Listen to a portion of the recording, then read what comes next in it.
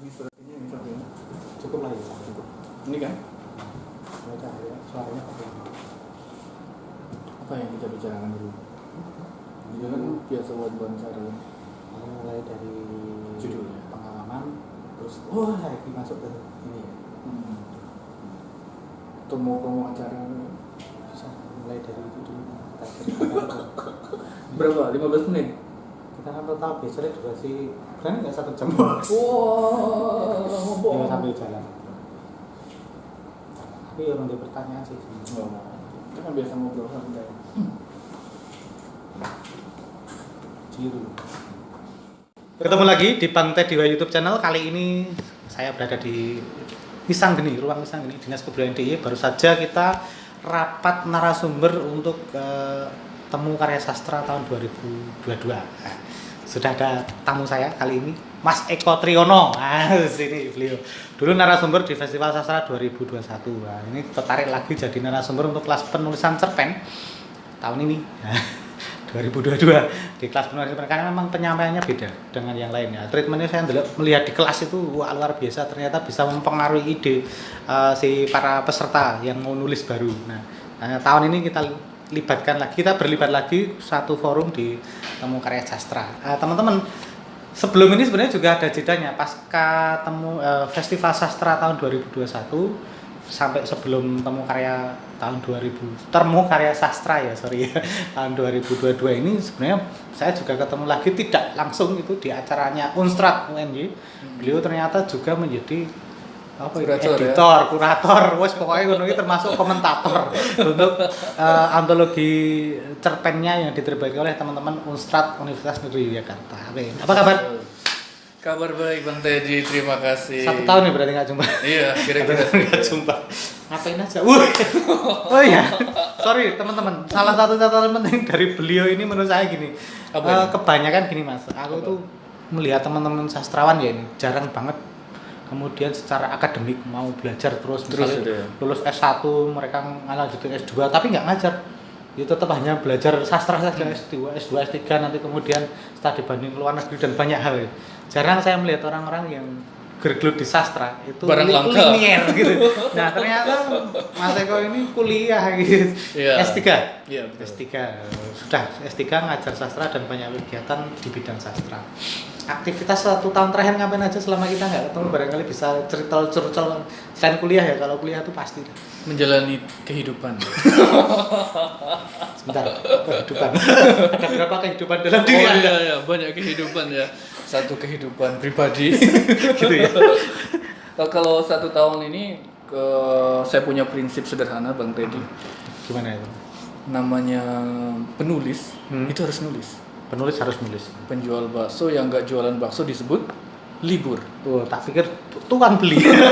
Saya. Jadi saya mencoba setiap hari minimal saya belajar berlatih menulis, baik itu menerjemahkan atau membuat konsep-konsep kecil, karena yang saya percayai, saya tidak begitu yakin dengan bakat, tapi saya yakin dengan proses.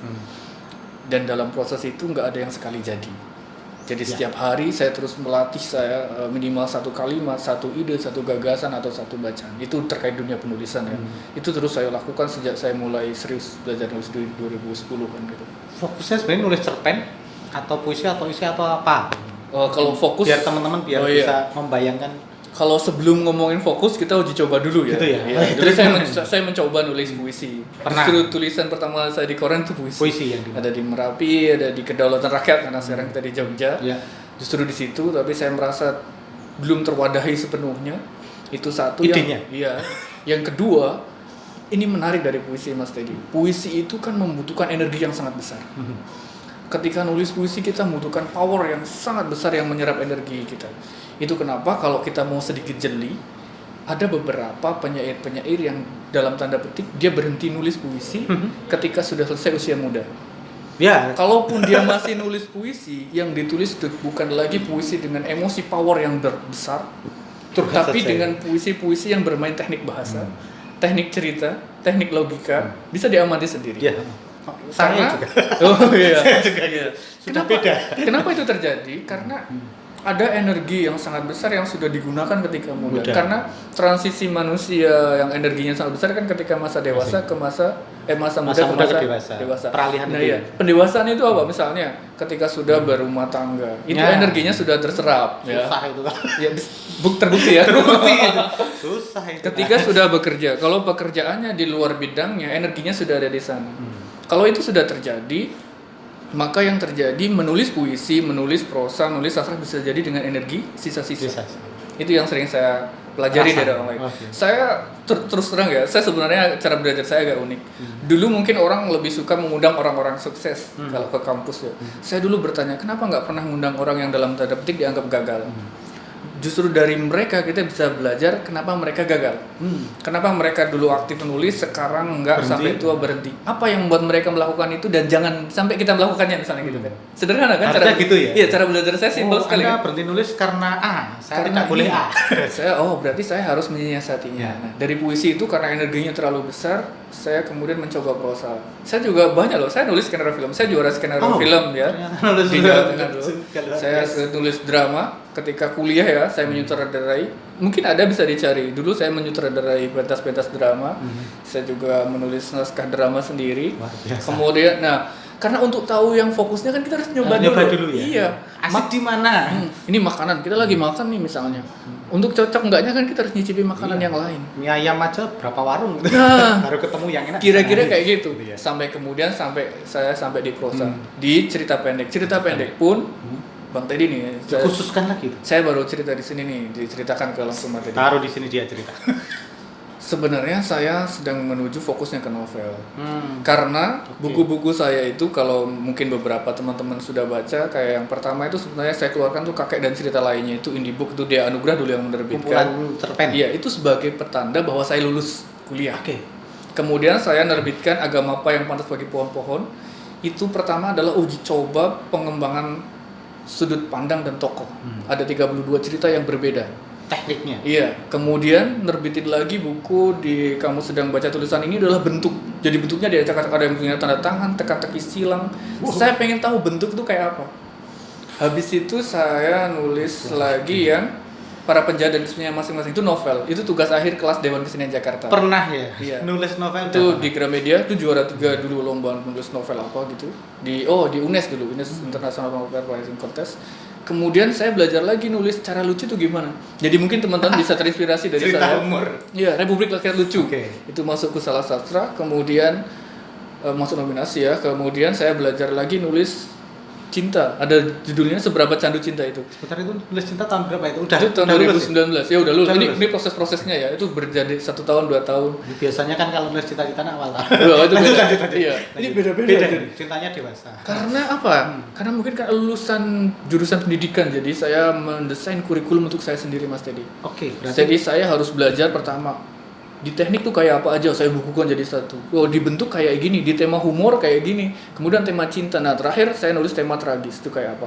Dari situ, dari pengalaman itu saya bisa berkembang, saya juga bisa membagikannya ke orang lain. Oh, gini caranya. Jadi kesibukan saya itu, saya terus mengembangkan diri saya, mempelajari banyak hal yang bisa jadi itu berguna buat saya atau berguna buat yang mengikuti ngobrol bareng saya atau apa. Bisa jadi tulisannya dia akan lebih bagus. Mas tadi jangan-jangan habis ini tulisannya lebih bagus dari saya. Saya ganteng. Enggak bagus, ganteng enggak saya cowok. Kira-kira gitu kesibukannya. Oke, tapi gini, mungkin kalau korelasinya, karena kemudian bukannya nulis tapi melakukan semacam penelitian atau riset Iya, ya, betul, terhadap metode penulisan, metode pembelajaran gitu. Referensi bacaannya kayak apa itu? Oh, itu banyak. Kalau saya membedakan 2 hal ya, Mas Atau Teddy. cuma melihat, itu orang Oh, itu enggak, begitu. bisa. Tidak hanya pengamatan. Iya, saya bagi 2 antara dunia akademik saya sama dunia sastra. Yang kebetulan kedua-duanya saya pengen keduanya bersinambungan. Oke. Saya kan meneliti pembelajaran sastra dari level dasar, menengah, tinggi, dari sejak S1, S2 dan persiapan ini juga untuk disertasi saya juga teliti pembelajaran sastra. Itu berhubungan dengan saya belajar sastra. Oke. Penerapannya. Iya kan, saya mempelajari banyak cara penulisan orang. Saya bagi banyak dulu ya. Saya baca novel per benua biasanya atau per negara. Di negara ini novelnya ini. Kemudian saya bikin catatannya. Habis selesai per negara novelnya, saya kemudian mempelajari per individu. Misalnya, saya belajar Gabriel Garcia Marquez. Kita belajar semua novelnya. Kemudian belajar semua kajian tentang dia. kita kan jadi tahu banget tentang dia kan. betul. Ibaratnya kita belajar koki, ibaratnya kita belajar Bang Teddy nih. Dari semua cara hidupnya, dari bangun tidur sampai ini, cara dia bicara, kita jadi menguasai. Jadi ada dua belajar. Kenapa dia bisa nulis seperti Ya, itu gitu ya? jadi belajar secara umum, per karakter wilayah, kemudian per individu. Itu cara belajar saya Bang Teddy. Jadi Lama loh. oh iyalah, itu butuh ketekunan, kesabaran yang Nah, jelas ya. sebenarnya kalau kita bicara lama tadi, sebenarnya proses mulai mengenal dunia sastra itu awal mulanya bagaimana? SMP, SD, TK, PAUD? Kalau saya ceritakan sebenarnya agak tragis Panjang. ya, agak Oh, tragis tuh. Tragisnya begini. Saya suka baca, saya pernah wawancara di media lain kayaknya ya. Oke. Di koran tuh. Saya sebenarnya suka baca dari kecil. Oke. Tapi- Itu kuncinya ya. iya, suka tapi- baca dari gitu. Semakin saya suka ketika saya mengalami trauma, waktu itu saya tinggal di Aceh dan terjadi daerah operasi militer kalau masih ingat di sana. Saya mengungsi, saya pulang ke Cilacap tempat saya lahir, kemudian saya SMP di situ. Ada perpustakaan di mana saya sebetulnya saya sedang tidak tertarik untuk bicara dengan siapapun karena saya kehilangan teman-teman saya waktu kecil. Akhirnya saya ke perpus. Di perpustakaan itu saya jadi petugas perpus, saya istirahat dan saya baca buku, dan semua buku yang saya baca hampir habis karena perpustakaan SMP kecil ya di Kecamatan Kesugihan di Cilacap itu, SMP 2. Akhirnya tinggal buku-buku sastra dan mau tidak mau saya baca. Saya tidak tahu bahwa itu akan saya pelajari ketika saya kuliah. Saya sudah baca sastra lama terus terang ketika saya SMP. Saya sudah baca Sutarta dan Ali Sabana. Saya sudah baca bukunya Putu Wijaya tentang bagaimana dia membuat teror mental. Saya baca buku-bukunya Seno Gumira. Saya tidak tahu dulu ya. Saya hanya menghabiskan Baca waktu aja ya? untuk baca. Itu pun terakhir Iya. ya, pilihan terakhir. Kemudian saya suka kimia, matematika, teknik sains dulu waktu itu. Tapi ternyata menarik juga. Habis itu saya dikasih hadiah sama petugas perpusnya. Oke. Hadiahnya itu mungkin tidak kentara, bukan benda. Karena saya bantu beres-beres, saya masih ingat mungkin Pak Supartono. Jadi kalau saya habis beres buku, saya dikasih hadiah, saya boleh belajar pakai mesin ketik itu yang manual itu loh. Ingat kan ya? Cetek ya. Jadi saya belajar di situ. Hari Senin misalnya ini kelingking harus di huruf A. Ini ya. Oke, 11 A, jari soalnya. terus S, ini di D, di F, G, H ini harus di spasi, dan itu tiap hari. Tiap jam istirahat ya. Itu dengan iringan lagu Indonesia Raya atau lagu nasional kan dari yakin itu pakai ketukannya pakai tak tak tak, dan itu yang nyanyi Pak itu. Lulus SMP saya bisa ngetik 10 jari di mesin ketik. Bukan 11 jari ya. Iya, saya gini ya. 10 jari. Ini dulu 11 jari ada. Tekniknya Itu dulu. saya tidak tahu itu bahwa itu akan berguna bagi hidup saya. Kemudian saya masuk SMA, saya mulai aktif, mulai mau ngomong sama orang lain lah. Saya aktif di banyak kegiatan, banyak organisasi keliling Jawa dan seterusnya. Tapi saya masih suka baca ternyata. Saya baca isai-isainya Gunawan Muhammad, saya baca kumpulan-kumpulan Horizon dulu, mungkin teman-teman di sekolah pernah baca. Horizon pernah nerbitin kumpulan sastra, mulai puisi, prosa, drama. Itu saya sudah baca SMA. Dan saya tidak tertarik masuk jurusan sastra sebetulnya. Malahnya. Saya masuk jurusan matematika dulu di Semarang, tapi kemudian tidak saya diniatkan di sana. Saya mencoba mendaftar di kampus lain, yaitu di UNY. Dan saya kaget bahwa ternyata yang saya pelajari pernah saya baca bukunya ketika saya Di kuliah sekolah. itu. Iya. Jurusan apa itu? Pendidikan bahasa dan sastra Indonesia. Guru, ya? Itu dari situ mungkin sudah sering saya ulang. Dulu saya meskipun di jurusan pendidikan bahasa dan sastra saya tidak nulis, tapi neliti di laboratorium kimia. Sampai kemudian saya dapat hidayah. Sering saya ulang ini. Hidayah saya ketika saya lihat orang main basket, main bola di sebelah lapangan FIK, Fakultas Keolahragaan. Saya bertanya, mereka tiap hari latihan main bola. Yang latihan renang tiap hari, ya kan? Iya. Aku latihan ngapain gitu? Kenapa aku di kimia? Akhirnya saya memutuskan, oke, kalau begitu tiap hari aku akan latihan nulis. Aku akan latihan baca buku, mengulas buku. Dari situlah saya mulai nulis. Saya kirimkan ke media, dimuat pertama di Merapi, Kedaulatan Rakyat, dan di Kompas itu kiriman ketiga kalinya. Saya ingat saya tahun 2010 masih kuliah di UNY. Masih kuliah mahasiswa udah ditulis. Intinya Tulisannya di Kompas. dimulai setelah dapat hidayah itu. Begitu ya? Jurusan bahasa Indonesia kok nggak nulis? Prakteknya apa? Iya. Oke, prakteknya Itu apa? panjang ceritanya ya. Tapi gini, aku juga masih penasaran terkait dengan karena kemudian jurusannya pendidikan bahasa dan sastra.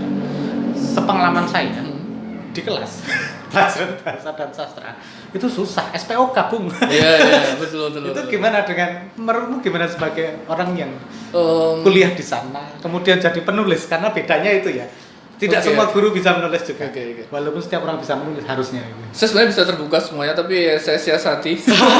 Kita screening untuk demi alma mater gitu. Oh, enggak ya. Mohon maaf. Betul. Tetap ada pembelajaran yang sangat bagus.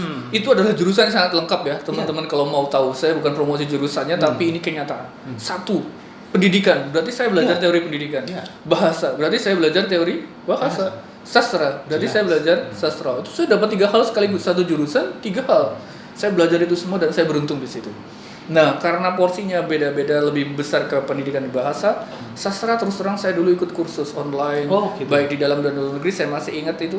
Kemudian saya juga belajar secara mandiri, saya mendatangi acara-acara, komunitas-komunitas, kelas-kelas saya ikuti, bahkan sampai S2 saya masih ikut di Akademi Novel DKJ.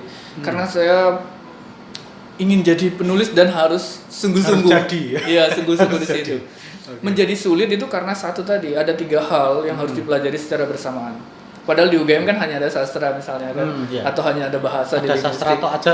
atau di pendidikan aja. Oke. Hanya sastra Iya. atau aja. Sastranya kayak gitu. Iya kan? Karena kan Numpuk iya. itu. Maksudnya gini, misalnya kalau di kelas gitu ya, kita disuruh mempelajari sebuah karya sastra. Endingnya kan ya menganalisa aja belum tentu bagus gitu. Betul. Apalagi menulisnya, apalagi menghayati sastranya itu sendiri. Ini kan yang kemudian menurut saya tantangan Kurang, ya. pembelajaran bahasa sastra saat ini. Ini, Saya kira ya. ini bisa panjang sih sebenarnya, tapi ringkasnya tapi ya. ya itu, cuman untuk kan aja, Untuk ini, jumping aja. iya, iya. Saya kepengen tahu karena Anda kuliah di jurusan Bidang ini ya, pendidikan. iya, betul, betul. Jadi karena ini orang urusan sekolah sama kampus itu kan. Kalau secara filsafat itu, filsafat pendidikan ya, kita lihatnya di pendidikan bahasa dan sastra Indonesia itu berubah. Ini saya kasih review sedikit, ringkasan sedikit. Berubah sistemnya ketika pandangan terhadapnya juga berubah. Oke. Ketika kita dulu pernah punya jurusan Afdeling Sastra namanya. Afdeling Afdeling itu jurusan sastra, itu bahasa Belanda. Tadi ada Pak Adi itu dia. Kita pernah punya jurusan sastra. Jadi ada khusus ya. khusus Jadi sastra. bukan pendidikan. Iya, itu Bukan kenapa bahasa. ada fakultas sastra dulu. Oke. Karena mereka punya sudut pandang bahwa di dalam kesusastraan itu terkandung ya sejarah, ya politik, ya ekonomi, Ya. ya budaya, ya filsafat, ya psikologi, ya sosial. Jadi dulu dianggap hal-hal itu namanya sastra. Makanya dulu kalau teman-teman masih ingat, orang yang disebut sastrawan itu bukan hanya yang nulis cerita pendek atau prosa, tapi orang yang Mengkritik sastra, yang mengkaji. bawasannya luas kayak Pujangga. Pujangga bahkan di zaman era lampau sering identik dengan dukun yang sakti. Ya kan? Dukun. Oh, ya. Zaman dulu kan, Dulu ya, dia oke. punya kemampuan lebih di luar merangkai kata-kata. Oke. Nah, ibarat kata sarjana sekarang kan menyempit jadi Oh, orang iya. sarjana. Dulu kan enggak. Dulu sastra juga seperti itu. Kalau pada pandangan itu, sastra masih menempati posisi penting. Pembelajaran sastra penting. Tapi ketika pandangannya sudah berubah ke bahasa, Lain jadi lagi bahas, ya? Bapak sastra dipandang dari bahasa, dia hanya dilihat konten bahasanya. Jadi dia hanya pendukung pembelajaran bahasa. Oh ya. Ya Oh, hanya itu. suplemen pemandangan bahasa. Ketika kebijakan itu bergerak, ya mau nggak mau pembelajaran sastra semakin kecil porsinya, jamnya kecil, dia menjadi bagian dari pelajaran bahasa Indonesia. Dulu ada jurusan sastra, ada mata pelajaran sastra, lama-lama digabung bahasa dan sastra, lama-lama hanya bahasa Indonesia sekarang bukunya namanya. Sastra hanya suplemen yang ada di dalam bahasa. Karena sudut pandang filsafatnya berbeda mereka dalam memandang itu. Coba kita bandingkan dengan beberapa negara yang saya kunjungi yang menjadikan sastra masih seperti di awal. Jadi anak-anak ini konteks sekolah ya, Ya. bukan konteks perguruan tinggi. Pendidikan ya. Anak-anak sekolah itu masih mempelajari sastra sebagai cara, misalkan kita ambil satu karya sastra tertentu dari angkatan 45 misalnya. Oke. Yang kita kaji bukan hanya ABAB-nya, tapi kenapa karya itu muncul. Tadi itu ya yang Iya. Anda bilang Gabriel itu begini Iya, begini. karya muncul itu kenapa? Kondisi sosial waktu itu seperti apa? Itu udah belajar sosiologi. Iya, iya. Kemudian ada konflik politik apa waktu itu? Kita udah belajar sejarah lewat hanya satu Sastra. karya. Hanya satu karya loh, ya kan? Tapi kalau sudut pandangnya sudah bahasa, sudah struktural, kita lihatnya bahasanya aja. SPOK. Ya itu tadi ya. SPOK. Kita terbatas di situ. Sudah jamnya terbatas, sudut pandangnya berbeda. Saya kira juga karena jamnya terbatas. Oh iya. Nah, kadang guru ya bingung. Ya, bingung Saya kan? paham dengan bebannya Iya, jamnya seorang itu. guru gitu ketika Bebannya berbeda, sudut pandangnya juga berbeda terhadap itu. Clear sekali ya sama Oke, saya. ya. Oh. gitu ya. Jadi Memang bidangnya. biar teman-teman paham gitu ya susah itu. Iya, betul. Sama catatan pentingnya adalah prosesnya lama. Prosesnya Tidak kemudian mak betul tiba-tiba menjadi gitu. Semua butuh proses. Memang kemudian ada kedetailan yang dilakukan. Tapi tiba-tiba kemudian pilihannya kenapa tadi dari berbagai buku itu cerpen ya yang diterbitkan. Satu kali novel ya. Iya. Kenapa cerpen kemudian? Seru ya ini ya. Karena itu termasuk juga kenapa saya memilih dia untuk dicerpen. Oh gini, novel itu kan sebetulnya cerita pendek yang sama Sebenarnya. yang sesimpel itu kan. Sebenarnya ya. Jadi untuk saya membangun sebuah tangga yang panjang, saya bikin anak tangga dulu. Kalau saya sudah mahir bikin anak tangga, nanti saya merangkai anak tangga yang panjang itu sangat gampang. Tuh. Sesimpel itu. Oke ya, idenya sesimpel itu. Jadi ini cerpen ini kan Latihan, sampai nanti novel, biar nafasnya cukup. Betul. Oke, lama. Kemudian tadi yang terakhir menerbitkan apa tadi katanya? Oh, Buku iya, baru ini kita akan buku masuk. baru saya. Ini adalah yang tadi setelah Percobaan tema humor, saya mencoba tema yang bagaimana cara saya menggarap ironi, tema tragis ini di berapa harga nyawa hari ini. Itu pertanyaannya sudah ada tragis sekali. Oke, ini lubang tadi lah ya. Oke. Berapa harga nyawa hari ini? Dan cerita lain. Iya, kira-kira gitu. Seberapa tragis sih sebenarnya? Ini tragis dan ironis ya. Oke. Kalau kita lihat di cerita pertama mungkin akan dialami oleh orang-orang yang punya bahasa ibu yang berbeda dengan bahasa nasional. Atau bahasa ibunya bukan bahasa Indonesia. Iya, bahasa daerahnya bukan bahasa Indonesia. Cerita di situ diceritakan sederhana sekali sebetulnya. Setiap orang yang disekolahkan ke SD itu sebenarnya bukan hanya dipindah badannya, tapi dipindah bahasanya. Iya kan? Dia dibesarkan dalam bahasa ibu, bahasa Jawa misalnya, saya. Kemudian saya mulai mengenal dunia lain yaitu bahasa Indonesia. Ya kan? Itulah ibu yang lain. Karena bagaimanapun bahasa Indonesia itu dibutuhkan karena kita untuk komunikasi nasional dan seterusnya, itu banyak sejarahnya ya. Tetapi secara psikologis itu sebetulnya kita mulai dipindah kehidupan kita, cara berpikir kita, cara pandang kita ke dalam kehidupan yang lain. Misalnya saya kan bicara bahasa Indonesia. Ketika nanti saya kembali ke desa saya dan ketemu orang-orang di sana, saya akan merasa ada jarak. Misalnya, saya akan menggunakan istilah yang mereka tidak tahu. Padahal saya berasal dari desa yang sama, dari daerah yang sama, tetangga saya, teman kecil saya. Tapi bahasa ini bisa menjadi benteng, sekat bukan benteng ya, yang membatasi kita dengan yang lain, atau bahkan kalau nalar kita terlalu cepat menganggap mereka lebih rendah. Iya kan? Mereka menganggap tidak modern karena nggak tahu arti istilah tertentu dalam bidang-bidang tertentu misalnya kan. Itu kan perkara bahasa. Mau tidak mau bahasa ternyata menciptakan keterasingan bagi seseorang, ya kan? Dia ketemu yang mengalami prosesnya sendiri. Iya, dia ketemu ibunya. Ibunya tidak tahu dunia yang dia alami. Dunia bahasa Indonesia yang dia alami. Yang dia tuliskan di media sosial. Padahal dia anak ibunya. Anak ibu bahasa itu kan tragis dan ironis. Itu salah satu contohnya, iya kan? Iya. Oh seru sekali itu, panjang bisa banyak kalau cerita. Ini filsafat banget. Enggak juga sih sebenarnya. Itu kejadian nyata kan itu. Oke. Saya mau tanya itu sebenarnya. Inspirasinya ada berapa naskah cerpen di sini? Banyak itu, ada sekitar, bisa dilihat sendiri, kejutan nanti ya. Itu ada panjang, ada pendek, ada yang di media, ada yang belum. Sudah diterbitkan ya. Kalau kemudian ketika dikelompokkan tema tragis tadi itu ini dari judul misalnya. Dari judul saja. Dari judulnya misalnya gini. Ini lagi terus terang ya, dalam menulis saya berulang kali bilang saya mungkin tipe penulis yang mengusung idealisme. Itu kenapa jalan yang saya tempuh sastra. Kalau saya ingin membutuhkan pasar, bisa jadi saya nulis yang hal-hal yang lain. Istilah populer sebetulnya ya semua populer ya, bisa ya. Begini Bang tadi, ada dua hal yang menarik ya, yang mungkin jarang orang tahu. Kadang orang menganggap sastra populer itu yang dalam tanda petik lebih rendah ya, atau serius lebih. Sebenarnya ada dua faktor yang lebih gampang. Contohnya begini, hampir semua sastra populer itu masih identik dengan cinta, atau tema utamanya cinta. Dan sastra yang dianggap serius itu mesti yang ngangkat kritik sosial. Ada dua kata kunci ya, cinta dan kritik sosial. Kalau nggak percaya buktikan saja. Dan itu sebenarnya cara berpikir soal tema. Yang lain adalah soal bahasa. Nah kalau saya milih serius ini dalam tanda petik tadi ya, karena saya mungkin cenderung mengusung idealisme saya tentang kritik sosial, idealisme saya tentang memandang cerita, kita cerita itu tadi ya, saya menulis cerita sebetulnya cara saya menikmati hidup, bahwa saya pun ditulis cerita hidupnya, misalnya begitu ya, masuk di dalamnya. Kalau temanya ini berapa harga nyawa itu lebih ke arah begini. Saya dan Bang Teddy atau yang lain itu lahir dalam posisi hak yang sama, harusnya di dalam kandungan. Oke. Tetapi ketika kita dilahirkan, berada di dunia, kita memiliki nilai yang berbeda dalam tanda petik nyawanya. Contohnya begini, kelompok A ada golongan yang miskin. Dia tidak mungkin berobat ke rumah sakit yang elit, ya kan? Oke. Atau golongan yang elit tidak mungkin berobat ke puskesmas tingkat 2. Itu artinya kita secara manusiawi nilai kita itu nilainya sama. Harusnya kita tuh Harusnya sama. Nyawa kita tuh sama.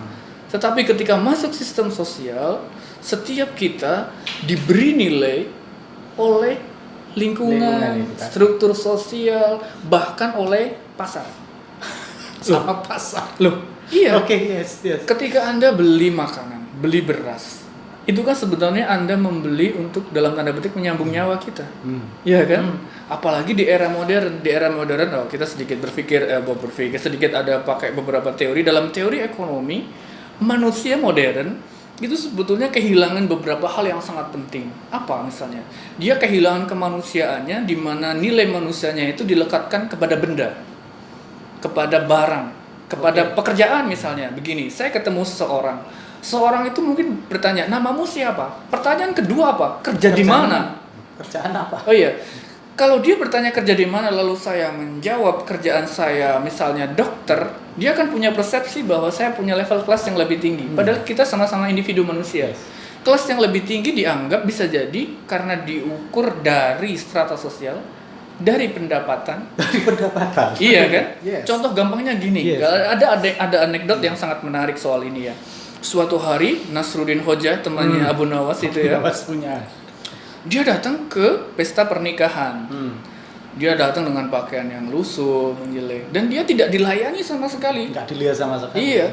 Kemudian dia pulang pakai jubah yang bagus, pakai serban, pakai kuda yang bagus. Kembali dan dia dilayani dengan baik. Oke. Wah, dikasih Kasih makan ini. gitu. Disambut dengan meriah gitu. Kata Nasruddin, oke, sini makanannya. Makanannya diambil, sorbannya diambil, dikasihkan ke sorbannya. Ini kamu makan sorban, jubahnya diambil nih, jubah kamu minum. Satenya atau makanan yang lain kasihkan ke kuda, makan. Yang punya rumah kaget dia. Ngapain? Kamu melakukan itu kenapa? Loh, aku tadi orang yang sama datang ke sini. Ketika aku bawa kuda, bawa kendaraan yang bagus, bawa pakaian yang bagus, kamu menghormatiku. Berarti kan kamu bukan menghormati aku, kamu menghormati kendaraan pakaian itu. Berarti kamu memberi makan, menjamu pakaian itu. Paham maksud saya ya? Iya, nilai kita menjadi berbeda. Harga kita bisa menjadi berbeda, nyawa kita berbeda, individu kita berbeda, bahkan dari faktor pekerjaan. Iya kan? Yes. Padahal kita sama-sama manusia.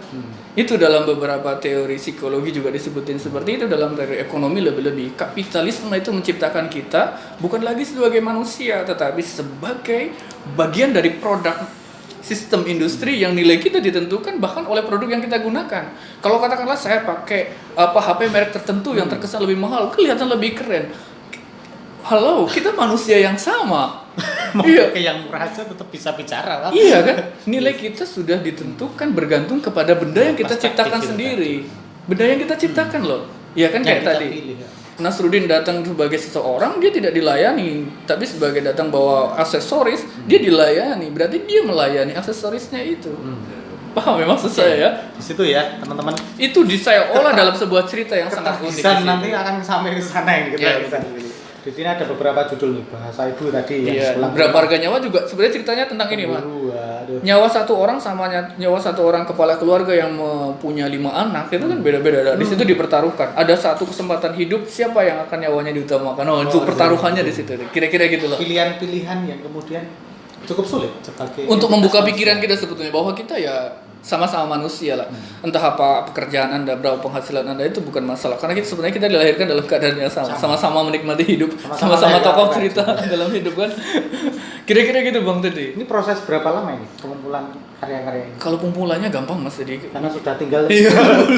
tinggal dari nulisnya beda-beda di waktu tempat-tempat yang berbeda di dalam dan di luar negeri juga beda-beda. termasuk sudah cukup sekian waktu ya Bang ya? Iya. Tidak hanya dalam waktu dekat ini Bang. Ya karena saya tadi mendisiplinkan diri terus menulis, jadi itu merekam pemikiran saya, merekam keterampilan saya dalam satu waktu dan akan terus saya perbaiki keterampilannya itu. Kalau kemudian bicara momentum kenapa lahir, tadi kan katanya lulus kuliah, Mm-mm. mengeluarkan nerbitkan ini dan seterusnya. Ini dalam rangka apa nih? Masuk kuliah. Kuliah lagi. Oh ternyata momentumnya itu. Ini penandanya ini ya teman. Iya, Nanti iya, kita iya. lihat kalau udah lulus apa karyanya. Iya betul. Saya punya prinsip sederhana Oke. tadi. Orang yang ngajarin renang minimal dia harus pernah renang atau bisa renang lah. Ya ini sebagai tanda bahwa saya nulis dan saya ngajarin nulis di kelas, di tempat-tempat. Itu sudah saya punya tanda. Gitu doang sih. Simpelnya gitu. Ada contohnya, tidak Iya. sekedar omong doang. Ya, bedanya. Penjual bakso kan harus bikin Iya, bakso. Diterbitkan juga nih sendiri ya. Di Sira Media. Sira Media. Itu Memplak. di penerbit Jogja. Jangan mau beli di mana? Usia. Di toko buku banyak, di online ada. Ini harganya berapa ya? Aku lupa. Aku nggak ngerti ini. Ini 59.000. Potong pajak ya. Kan bisa dapat inspirasi, pikirannya juga terbuka. Ada cerita lucu di situ. Nah sebenarnya hal-hal tragis apa yang kemudian agak humor ya menurut saya? Ada. Kan pasti ada kan? Ada. Jadi gini ceritanya. Di situ ada cerita. Ada terapi ijazah namanya. Terapi ijazah. Ini Jadi nggak ijazah. iya, jadi kalau ijazahmu nggak laku diobatin di situ. Oke. Itu sama kalau saya nyekolah ijazah. Sorry, sertifikat tanah, BPKB motor. Kampus mana yang berani menjamin kalau ijazahmu nggak laku untuk cari kerja bisa kembali? Tidak ada. Tidak ada. Dan ada dukun yang menyediakan. Enggak, dukun pijat ijazah ya. Kalahnya sama dukun. Itu sebagai kritik sebetulnya bahwa kita ya kadangkala harus bertarung dengan keadaan, tidak bisa mengandalkan sesuatu yang dulunya kita anggap sesuatu yang berharga. Kira-kira gitu kan tadi. Ada sekitar 20 judul Betul. cerpen di sini, teman-teman. Ini basicnya tadi berbasis kemasyarakatan tadi. Kemudian Ironi ya. Ironi yang ada di masyarakat tentang nilai itu kehidupan, dan ini sangat pendalamannya dari kisah hidupnya sendiri yang kemudian ditokohkan. Bener penderitaan. Enggak juga ya. Mengamati kan? Mengamati, Kan tidak betul. harus kemudian Tidak harus mengalami tidak harus lah. menderita. Betul. Mengamati teman aja Betul. jadi cerpen. Saya susah kalau ngomong sama Anda, tiba-tiba nanti jadi tokoh. Oh iya. Itu gampang itu ya. Jadi tokoh cerpen repot. Itu susahnya berhadapan dengan penulis itu ya. Aku cuman ingin tanya sih, sebenarnya ini pertanyaanmu pada semua para penulis. Gimana? Kenapa mereka masih bertahan menulis ketika menurutku menulis itu secara ekonomikal tidak cukup? Oke. Ya ini pengalaman curhat di wilayah. Apakah Ah, bapak Tapi tetap saya menulis, ya? misalnya yang Oke. melihara burung di dalam sangkar itu bertahan hidup dari melihara burung yang bukan penjual ya? itu ya. Apakah orang-orang yang mendaki gunung karena hobi itu bertahan hidup dari mendaki gunung? Mendaki gunung. Atau hidup untuk mendaki gunung? Apakah orang yang menonton bola itu dia hidup dari menonton bola? Apakah dia hidup menikmati hidup dengan menonton bola? Itu yang saya pakai. Tuh teman-teman. Saya hidup menikmati hidup dengan menulis cerita. Kadang kan orang memfitnah kita.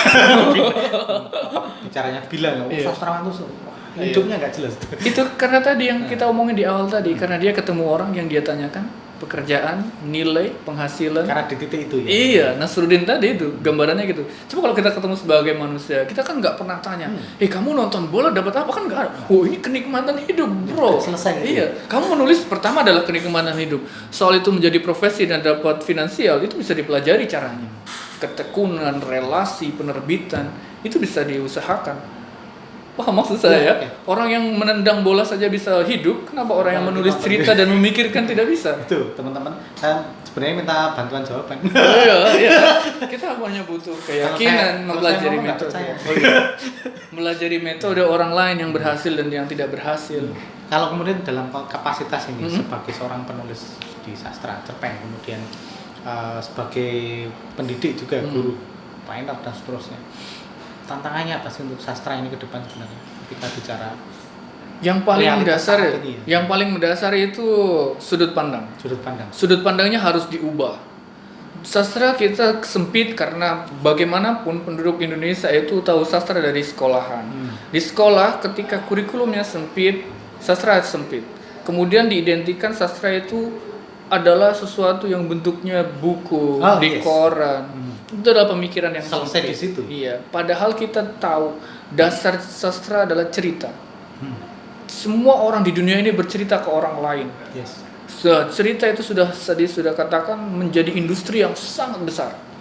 Setiap hari berapa jam penduduk Indonesia melihat cerita, sinetron, film yang sekarang lagi ramai, itu semuanya cerita. Di YouTube. Semuanya cerita yang memutarkan roda perekonomian sedemikian besar. Iklan itu cerita. Artis-artis itu dibesarkan sebagai tokoh fiksi di dalam film. Iya kan? Mereka yang kita anggap besar itu berasal dari film. Itu satu. Yang kedua, cerita juga membangun identitas individu, identitas manusia. Kita akan dibangun berdasarkan cerita hidup kita. Anda melihat saya berdasarkan cerita hidup saya, berdasarkan apa yang saya katakan. Kemudian Anda bisa membuat citra diri Anda juga dengan cerita. Jadi dunia kita dilingkupi dengan cerita. Setiap hari kita ketemu orang, tanya namanya, itu tanya tokoh. Iya kan? Tokoh cerita. Kamu asalnya dari mana? Dia tanya latarnya, ya kan? Kamu punya masalah apa? Dia tanya konflik hidupnya. Iya kan? Dunia ini terbuat dari cerita. Kalau kita sudah memandang ini, kita bisa tahu sastra bisa ditransformasikan ke dalam berbagai lini kehidupan. Itu yang belum sosial, aplikasi, kemudian ada dunia-dunia yang lain. Jadi seluas itu aslinya. Harusnya. Tapi karena kita terbiasa disempitkan, dalam buku saja, dalam ini itu tidak bisa. Bahkan ada kutipan-kutipan yang banyak di Instagram atau di TikTok dan seterusnya. Itu kan bagian dari story yang menghidupi manusia dan manusia hidup bersama itu. Iya kan? Jelas ya. Tantangannya pertama sudut pandang, yang kedua adalah materinya yang jelas ya. Kita butuh buku-buku yang berkualitas, kita butuh buku-buku yang lebih banyak. Terutama jangkauan, saya juga pernah penelitian di daerah-daerah terdepan, terluar dan tertinggal. Kalau kita di sini susah baca buku, di sana bahkan tidak ada buku. Tidak ada buku. Ya, itu kedua ya. Dari fasilitas, kemudian dari segi pendukungnya yang lain seperti pengajarnya juga, kemudian kapasitasnya dan seterusnya. Dan itu bisa, saya optimis itu bisa bertahap demi tahap. Kenapa? Karena di era keterbukaan seperti ini, seseorang bisa belajar dari banyak guru. Ya kan, di YouTube bisa lihat banyak trainer bicara tentang sastra, banyak dosen dalam dan luar negeri bicara sastra. Itu adalah kesempatan yang sangat mahal. Banyak kesempatan. Iya, yang susah itu adalah kita serius nggak? Ini baru kita sungguh-sungguh nggak untuk belajar. Karena gini ya, mungkin karena aku lebih banyak ke kegiatan-kegiatan pemberdayaan kaitannya dengan dunia sastra. Kadang-kala sedihnya itu ketika ada kegiatan workshop, ini langsung curhat aja. Selesai workshop ya mereka selesai juga. Ini yang kemudian ketika tak tanya, ini saya ada majalah yang mau terbit, butuh cerita remaja. Harusnya kan ready ya. Iya. Harusnya ya. Mereka itu karena nggak punya visi bisa jadi itu. Dia tidak punya visi ke depan. Kita terlatih terbiasa menulis itu kalau diberi tugas. Di sekolah kan. Ayo nulis, kumpulkan. Kurang 5 menit tiba-tiba kita jadi. Kita tidak terlatih untuk biasanya misalkan menulis, dia menulis kemudian dikoreksi tiap minggu pertemuan sama bu guru di pelajaran bahasa Indonesia misalnya tulisan yang sama dikoreksi padahal selama 3 tahun ada berapa minggu itu kan jadi karya yang sangat bagus. Tapi kita terbiasa mengerjakan tugas dengan dadaan, tergesa-gesa, kemudian sifatnya temporer, sesaat, ya itu kemudian menjadi karakter. Kita nggak terbiasa tekun di satu bidang lalu sampai selesai dan tuntas. Biasanya kita nggak tahan pindah lagi. Itu adalah godaan yang sangat besar. Serius itu ya, banyak orang yang tidak tahan. Iya, ingin mendalami ini, mendalami itu. Kemudian saya tarik diri lagi, enggak. Saya belajar dari TV Champion, dulu di Jepang ada TV Champion. Orang punya hobi-hobi kecil, bikin agar-agar dipertandingkan secara internasional ya kan? Iya kan? Keahlian markir, ya kan? Keahlian markir menjadi seorang profesional, pembuat sushi sampai dia mijeti ikannya. Dia setekun itu untuk satu hal. Itu yang disebut ikigai kalau orang Jepang. Saya kira mungkin itu yang paling urgent adalah menanamkan visi misi tadi. Kemudian visi orang visinya tidak kemudian tidak cepat ya. Selesai di situ aja. Dan luas ya tadi. Oh, ini bisa Anda boleh menjadi apapun tapi Anda suka membaca buku, wawasan Anda akan luas. Anda boleh menjadi apapun, Anda pintar nulis, Anda seorang dokter nulis pengalamannya jadi dokter. Anda seorang guru nulis pengalaman. Itu kan berguna semua. Jadi jangan dibatasi. Oh, harus jadi sastrawan nih, bisa nulis. Enggak. Saya ngajar. Ya kan? Kondisinya tercipta. Kira-kira gitu. Tapi Harapannya apa dari berapa harganya hari ini? Harapannya mari kita buka pikiran kita lagi di kehidupan yang mungkin kita lebih terikat di sosial media. Ini unik ya. Orang punya HP, punya keluarga besar di HP, tapi keluarga besarnya dia di dalam keluarga tidak bisa mengakses itu. Karena HP-nya dikunci, anaknya tidak tahu isi HP-nya ayahnya, keluarganya siapa aja di sana, grupnya banyak banget. Ayahnya nggak tahu HP anaknya. Itu saya tulis di Kompas di cerpen saya. Apa kata kuncinya itu ada tentang itu. Yang kedua, kita berlomba-lomba punya pengikut yang banyak di media sosial, tapi kita sendiri hidup tanpa tanggung jawab sosial. Itu sangat menyakitkan bagi saya. Jadi kembalikanlah kita sebagai manusia ya. Ya, kita ketemu orang, tapi kita mencoba untuk mencari pertemuan secara maya. Itu jiwa kita bisa berbahaya, mengalami alienasi, mengalami keterasingan. Keterasingan yang berulang itu bisa menyebabkan kita represif, tertekan oleh keadaan dan emosinya bisa tidak bagus.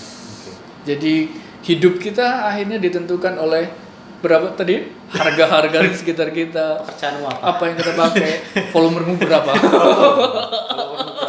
subscribermu berapa? Iya kan? Subscribermu Jangan sampai kita tuh manusia, nikmatilah sesama manusia. Harga kita itu ditentukan oleh seberapa besar kita menghargai manusia lain. Memang susah itu. Pas buat YouTube yang isinya mancing, gua luar biasa ratusan. Oh iya. Tapi begitu sastra ya cuma 2.000 Bang. Saya tahu itu. tapi Kalau ya, ini saya ganti judulnya lebih eksotis atau gambarnya, Itu lain oh lagi gitu ya. itu berbeda lagi ya. Itu tadi manusia sudah dibentuk oleh itu. Teman-teman itu harapan si penulis terhadap buku ini, teman-teman bisa juga mengasopsi ide-idenya dari cerpen yang ada di sini. Setelah buku ini, Saya nulis novel. novel sudah ada judulnya. Wah, sudah, tapi tidak saya sebutkan Tapi jangan ya. disebutkan karena Iya. besok mau di launching. Saya nulis novel tentang relasi sosial politik kebudayaan. Berat? Jadi, Nggak nulis riset saya sangat panjang. Kebetulan tentang sejarah juga, jadi ada yang unik mungkin ya, sedikit bocoran ya. Yang unik adalah misalnya di beberapa daerah yang jauh, setelah pergerakan besar kita menjadi bangsa yang merdeka bersatu menjadi Indonesia, kemudian terjadi perpecahan-perpecahan. Itu kenapa itu terjadi kan? Kelompok-kelompok itu kok seakan-akan menjadi bagian-bagian yang dalam tanda petik tidak mau lagi terintegrasi. Itu kenapa? Apa masalah mereka sebetulnya kan? Kemudian kenapa orang-orang standar kebahagiaannya dari masa ke masa itu berbeda?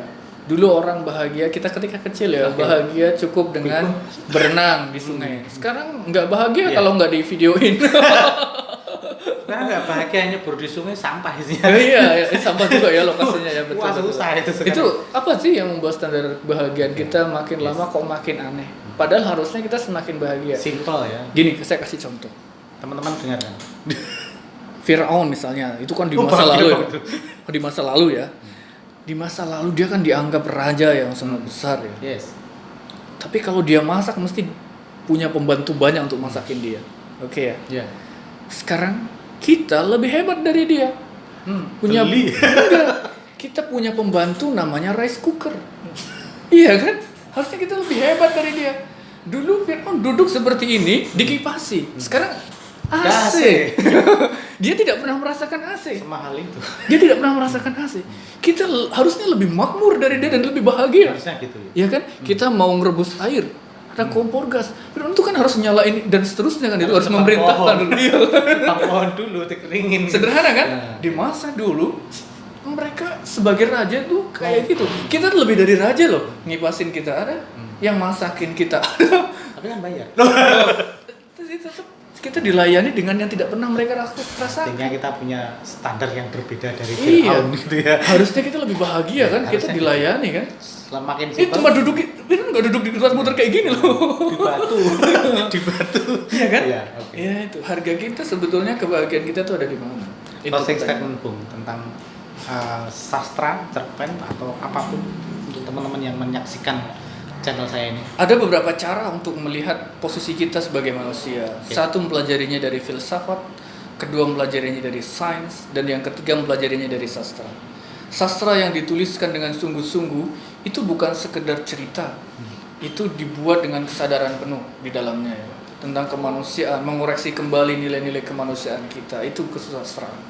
Dan jangan lupa, saya tadi sudah bilang ke Bang Teddy, ada sekolah yang pelajarannya semuanya sastra, Gimana? yaitu PAUD. Itu kan isinya cerita, bernyanyi, mendongeng. Jadi dari kecil sebetulnya kita ditanamkan di lili-lili melalui proses-proses bersastra. Sebenarnya ya. Iya kan? Tapi Jadinya apa? tapi semakin besar kita menyerap atau menolak sebuah nilai, kita tidak menyadarinya. Dulu kan kamu nggak boleh duduk di depan pintu misalnya, atau nggak boleh nebang pohon itu. Harusnya kan cukup kan? Iya. Tapi orang tua kita nyampaikannya beda. Hmm. Kalau kamu mendekat ke pohon itu, Fiksi kamu horor. akan Fiksi horor. mengalami seperti yang dialami oleh X dulu. Dulu dia hanya ngomong jangan ke situ gitu doang kan. Buat cerita horor.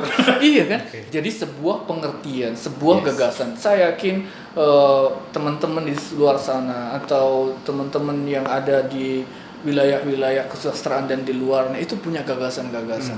Kalau gagasan itu dirasa tidak cukup disampaikan dengan satu kata, bingkailah itu ke dalam sebuah cerita. Dan cerita kan ada dua. Ini penutup terakhir nih. Oke. Satu karena kita ingin menceritakan sesuatu.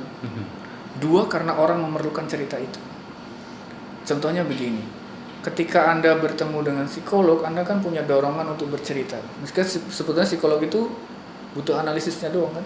Tapi kita lega cerita itu kan. Tapi ketika kita misalkan ada daerah yang kena banjir, lalu kita sudah selamat, kita sudah tidak perlu menceritakan itu. Tapi kita perlu menceritakannya ke orang lain agar orang lain selamat. Tidak Yes. kesana. Paham ya maksud saya? Ada kalanya menulis itu berguna bagi diri kita, Tapi juga juga bukan berguna bagi orang lain. Nggak usah mikir dibaca banyak orang atau terlalu jauh. Tulislah saja, dibaca orang terdekat atau dibaca diri sendiri. Itu sudah jadi catatan. Semua orang itu akan meninggal mau tidak mau. Yes. Dan apa yang mereka tinggalkan, jejak pikiran apa, cerita-cerita apa, itu yang akan dibaca. Sama. Iya. Yes. Prinsipnya semua orang bisa menulis, tapi tidak semua orang bisa menjadi penulis handal. Betul. Minimal nulislah Tapi dulu. nulis. Iya. Terima kasih Mas Eko. Sama-sama. Terima kasih juga bukunya teman-teman yang ingin tahu lebih dalam. Ini karena menurut saya menariknya karena ini bicara sosial dan kemudian banyak hal yang kemudian sebenarnya sederhana kita ngalami dan ditulis dan mungkin kita lupa tentang cerita-cerita itu tadi. Oke. Lupa bahasa kita, lupa banyak hal. Oh. Buku ini saya kira akan mengingatkan tentang kehidupan. Semoga sukses dengan bukunya dan novel Terima selanjutnya. kasih. Terima kasih sudah hadir di podcast kami. Teman-teman, sampai jumpa di podcast selanjutnya. Tetap menulis, bersastra, dan berkarya kreatif. Assalamualaikum warahmatullahi wabarakatuh. Waalaikumsalam warahmatullahi wabarakatuh. Udah nih. Lumayan ya? 46 1 jam pelajaran gitu. hampir 1 jam. Ini 45 menit kan 1 jam pelajaran. 56 menit. Thank you ya. Makasih. Seru ya mengalir. Ini menariknya karena saya yang ngomong ya kayaknya ya, bukan bukunya. Enggak sih. Aku soalnya mau mengomentari buku ya Pak. Oh, ya. Tapi bagaimana kalau sekarang misalnya Anda membacakan penggalan cerpen ini tetap di tapping? Suara saya kurang bagus. Oke siap. Saya tidak memaksa, cuma menawarkan. Kurang itu Aku bagus. cara pinter acting apa ya? Coba ya nanti tak. Ada yang pendek kok. Nanti tak bacakan di Yang ini. tempat lain. Yang ijazah ini loh. Tak minta tolong.